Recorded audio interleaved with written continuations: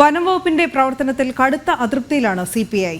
സർക്കാരിനെ പ്രതിരോധത്തിലാക്കുന്നതും ജനങ്ങൾക്ക് അവമതിപ്പ് ഉണ്ടാക്കുന്നതുമായ പ്രവർത്തനങ്ങളാണ് വനം വകുപ്പ് നടത്തുന്നത്. അടുത്ത LDF യോഗത്തിൽ വിഷയം ഉന്നയിക്കാൻ ഒരുങ്ങുകയാണ് CPI. വേടനെതിരെ കേസെടുത്തതിന് വനം വകുപ്പിനെ പരസ്യമായി വിമർശിച്ച് CPI സംസ്ഥാന സെക്രട്ടറി ബിനോയ് വിശ്വം നേരത്തെ തന്നെ രംഗത്തെത്തിയിരുന്നതാണ്.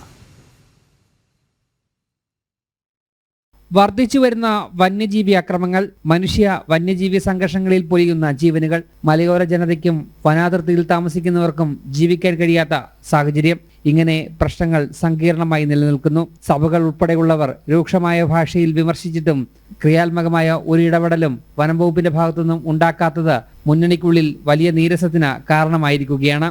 CPI, CPM നേതാക്കൾ പലതവണ ഇത് തുറന്നു പറഞ്ഞിരുന്നു. ഇതിനൊപ്പമാണ് വേടന്റെ കേസ് കൂടി എത്തുന്നത്.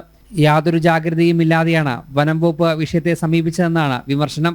വേടനെതിരെ കേസെടുത്ത വനം വകുപ്പ് നടപടിക്കെതിരെ കടുത്ത ഭാഷയിലാണ് CPI സംസ്ഥാന സെക്രട്ടറി ബിനോയ് വിശ്വം പ്രതികരിച്ചത്. വനം വകുപ്പിന്റെ മേധാവിയുടെ പ്രസ്താവന ഞാൻ രാവിലെ പേപ്പറിനകത്ത് വായിച്ചു. വനം വകുപ്പ് ഇരട്ടത്താപ്പിന്റെ വകുപ്പാകാൻ പാടില്ല.